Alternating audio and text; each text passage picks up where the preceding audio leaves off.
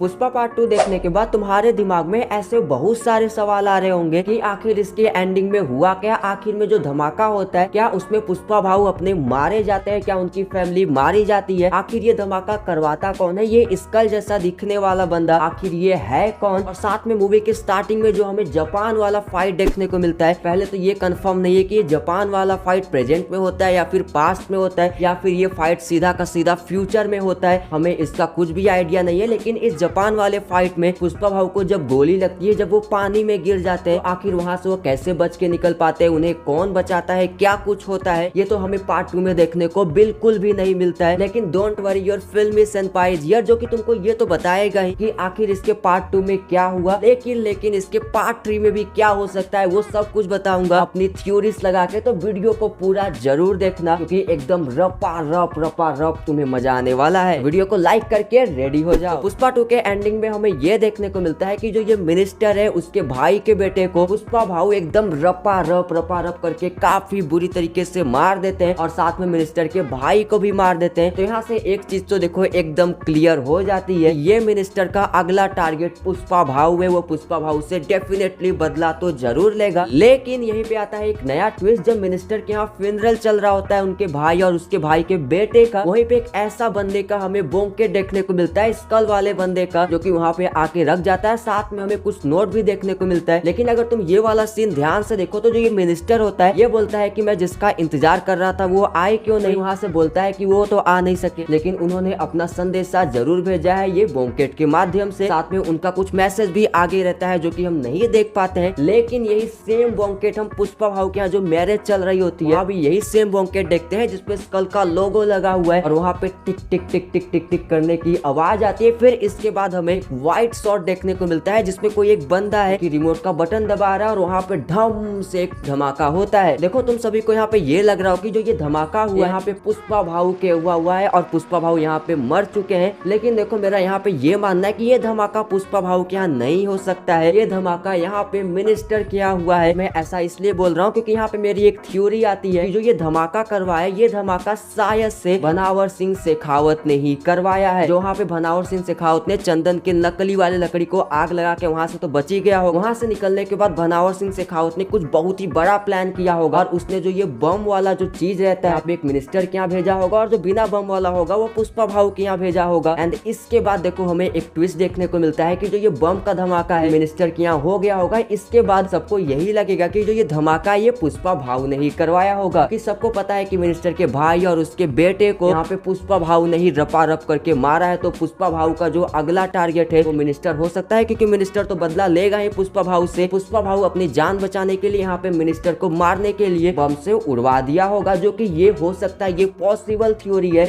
लेकिन देखो यहाँ पे एक और र्यूमर चल रहा था, जो ये कैरेक्टर है जिसने बम फोड़ा है भनावर सिंह शेखावत नहीं हो सकता है, कोई और हो सकता है। कि रूमर की माने तो यहाँ पे विजय देवराकोंडा का कैरेक्टर हमें पार्ट 3 में शायद देखने को मिल सकता है और शायद से ये वही कैरेक्टर हो सकता है। ये भी शायद ये जो कैरेक्टर विजय देवराकोंडा का होने वाला है ये यहाँ पे भनावर सिंह शेखावत का भाई होगा। भनावर सिंह शेखावत काफी बुरी तरीके से पुष्पा भाऊ से हार गया तो यहाँ पे उसका भाई आता है जो कि अपने भाई का बदला पुष्पा भाऊ से लेने के लिए यहाँ पे आ गया और उसने ही ये सारी एकदम मास्टरमाइंड वाली प्लान जो की है वो पुष्पा भाऊ को फंसा सके। सबको लगे कि मिनिस्टर को यहाँ पे पुष्पा भाऊ ने मारा है, लेकिन असल में कौन मारता है, भनावर सिंह शेखावत का भाई मारता है। या फिर यहाँ पे ये भनावर सिंह शेखावत ही हो सकता है और कोई नहीं हो सकता है। वैसे इसके बारे में तुम क्या सोचते हो बताना जरूर। और अभी देखो जो मैंने तुमको ये थ्योरी बताई है कि यहाँ पे मिनिस्टर क्या धमाका हुआ है ना कि पुष्पा भाऊ के यहाँ, थ्योरी को प्रूव करने के लिए मैं तुमको एक और लॉजिक देने वाला हूँ, को ध्यान से सुनना। तो मूवी का जो सबसे पहला वाला टीजर आया था वेयर इज पुष्पा, तुम उसमें ध्यान दो तो वहाँ पे हमें ये सुनने को मिलता है पुष्पा तिरुपति जेल से हुआ फरार, उसे कई सारी गोलियां लगी हुई है। यहाँ पे अगर ये मेरी वाली थ्योरी और इस वीडियो को लिंक करे तो यहाँ पे यही एक पॉसिबिलिटी वाली आंसर हमारे सामने आता है। सबको लगता है कि यहाँ पे जो मिनिस्टर है उसको पुष्पा भाऊ ने मारा है। मिनिस्टर के जितने भी एकदम फोर्सेस रहती है, जो गवर्नमेंट रहती है, वो सारा पुष्पा भाऊ के पीछे पड़ जाती है और पुष्पा भाऊ को यहाँ पे एकदम पकड़ लेती है और उसको जेल में बंद कर लेती है। लेकिन उसके बाद पुष्पा भाऊ जेल से फरार हो जाते हैं और जेल से फरार होने के बीच जो एक एम्ब्यूज टाइप सिचुएशन होता है उसमें पुष्पा भाऊ को बहुत सारी गोलियां भी लगती है और उसके बाद पुष्पा भाऊ सीधा गायब हो जाते हैं। तो जो ये वेयर इज पुष्पा वाला टीजर था ये डेफिनेटली पार्ट 3 का ही हो सकता है, जो कि हमें पार्ट 3 में ही देखने को मिलेगा। भाई काफी ही ज्यादा कमाल की राइटिंग की यहाँ पे सुकुमार सर ने, जो कि हमें पार्ट 3 में ही देखने को मिलेगा। अब आते हैं पुष्पा भाव के जापान वाले फाइट में। तो देखो यहाँ पे काफी ज्यादा थ्योरीज आती हैं कि यहाँ पे जो जापान वाला फाइट होता है ये शायद से पास्ट वाला भी हो सकता है, क्योंकि लोगों का ये मानना है कि यहाँ पे जो पुष्पा भाव ने कपड़े पहने हुए वो एकदम मजदूर वाले कपड़े पहने हुए, तो शायद से ये चीजें पास्ट वाली होंगी। अब यहाँ पे जॉली रेड्डी के भाई के लिए पुष्पा भाव काम करता होगा, किसी पैसे के सिलसिले के लिए वहाँ पे वो गया होगा जब उसे पैसे नहीं मिले होंगे। या फिर यहाँ पे मेरा ये सोचना है कि ये जापान वाला जो चीज है ये पक्का फ्यूचर का होने वाला है। पुष्पा भाव वहाँ पे जाने के लिए उन्होंने चालाकी से अपना वेशभूषा बदल लिया होगा और चंदन के ट्रक के अंदर घुस गए होंगे अपना एक मजदूर जैसा दिखाने के लिए, कि किसी को पता न लगे। वैसे इसके बारे में तुम क्या सोचते हो बताना जरूर। और देखो जो जापान में हमें यहाँ पे फाइट देखने को मिलती है पोर्ट पे, वहाँ पे हमें एक हिरोशी नाम का बॉस सुनने को मिलता है, क्योंकि आखिर ये हिरोशी वाला बॉस कौन है ये तो हमें नहीं पता लगता है। लेकिन जब वहाँ पे पुष्पा भाव फाइट कर रहे होते हैं, कोई एक बंदा आता है और पुष्पा भाव को गोली मार देता है, तो शायद से देखो ये हिरोशी ही हो सकता है जिसने पुष्पा भाव को गोली मारी है। लेकिन क्या यहाँ पे पुष्पा भाव बच पाते हैं या फिर नहीं बच पाते हैं, तो इसका भी जवाब हमें पुष्पा 2 के ट्रेलर में देखने को मिलता है, जो कि मूवी में नहीं था वो वाला सीन। पता नहीं ट्रेलर में हमें ये वाला सीन देखने को मिलता है जहाँ पे पुष्पा भाव उसी जापान वाले पॉट पे काफी ज्यादा गीले होके बाहर निकलते हैं। यहाँ पे देख सकते हो पुष्पा भाव काफी ज्यादा गीले हैं। शायद से गोली लगने के बाद पुष्पा भाव को उतना कुछ इफेक्ट नहीं पड़ा होगा, गोली शायद बहुत ही किनारे पे लगी होगी और पुष्पा भाव उसका दर्द झेल गए होंगे और वहाँ से बाहर निकलते हैं, जो कि ये गीले वाला सीन तुम देख सकते हो। यहाँ पे पुष्पा भाव के कपड़े काफी ज्यादा गीले हैं, तो यहाँ पे पुष्पा भाव तो बच जाते हैं। लेकिन पुष्पा 2 के ट्रेलर में हमें ये सीन देखने को मिलता है जो कि हमें मूवी में देखने को बिल्कुल भी नहीं मिलता है। यहाँ पे पुष्पा भाव किसी एक बड़े जापानीज लीडर के साथ अपनी मीटिंग कर रहे होते हैं। देखो शायद से ये वाला जो डील होगा इस पॉट के फाइट के बाद ही होगा, जहाँ पे पुष्पा भाव एकदम सबको हरा देंगे, उसके बाद बॉस हिरोशी से मिलेंगे, वहाँ पे एकदम डीलिंग होगी और पुष्पा भाव अपना डील करेंगे, जो कि हमें पार्ट 3 में देखने को मिल जाएगा। ये जो पूरा जापान वाला फाइट है ये पक्का